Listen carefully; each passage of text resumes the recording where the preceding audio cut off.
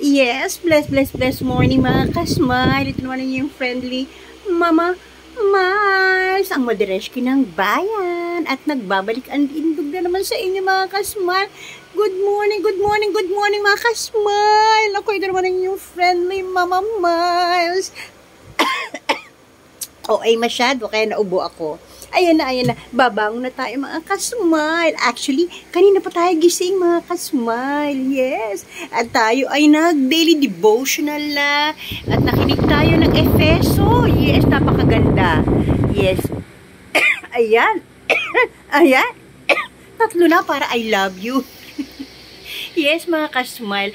Actually, mga kasmile, ito nagbabalik alindog na naman ang inyong friendly Mama Miles ng bayan. O, di ba mga kasmile? At syempre, maaga tayong nagising. At every gising is a blessing po more and more. Maaga kami talaga nagigising dito. Kasi pag Monday, may pasok din naman, diba? So, maaga talaga tayo nagigising. At syempre, nakapag-breakfast na kami.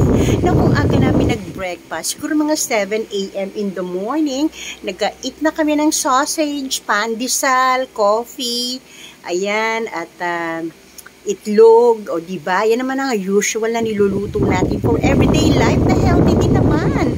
No? At hindi tayo nakapagluto ngayon ng vegetable. O ano, yan mga kasmile. So, ang ganda-ganda ng gising natin mga kasmile. Ang dami mga blessing na binigay ng Panginoon.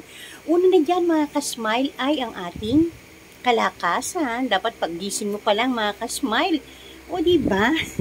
Naiisip ko na kung ano ang mga biyayang ipinagkaloob sa atin ng Panginoon. Ay, paayos-ayos pa tayo, di ba mga kasmile?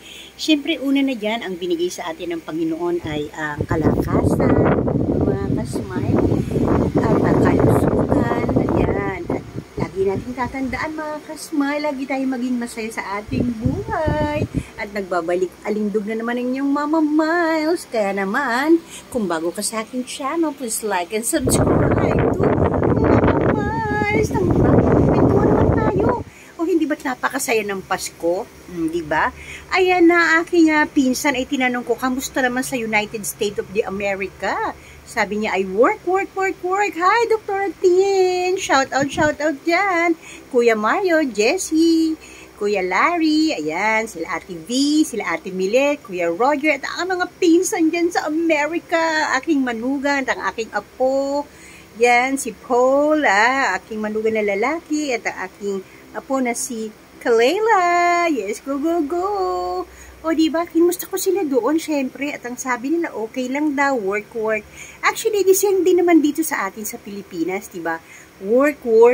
Syempre, masarap naman ang mag-work, diba? Kahit yung mga plain lang na mother na nasa bahay, nag-work din yan sa loob ng bahay. Work pa din yan. Aba, sila nga dapat ang laging may malaking sweldo. Di ba mga kasmile?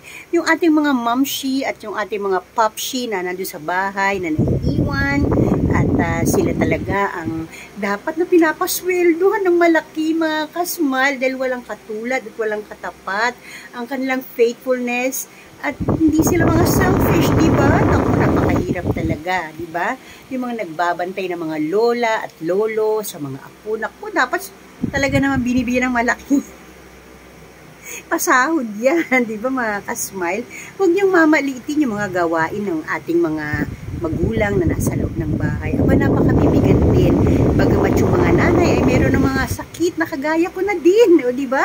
Mga ka-insulin. Ayan, o di ba natatawa pa ako pag sinasabi kong mga ka-insulin? Eh, talagang ganyan ang buhay, mga may ka-insulin, marami tayong mga sakit, rayuma, karamdaman. Pero alam niya yung mga bagay na yan ay ang Diyos ang magbibigay sa atin ng kalakasan. Kaya naman kung may pinagdadaanan ka sa buhay mo, daanan mo lang. At ibigay mo lang sa Panginoon ang lahat ng bagay na yan. At alam mo naman, God is good all the time. At siya magbabalik sa inyo ng kalakasan. At go with Mama Miles. Kaya kung bago ka sa aking channel, please like and subscribe to Mama Miles. At i-share mo na rin ating video para maging masaya din ako. Go! Happy holiday!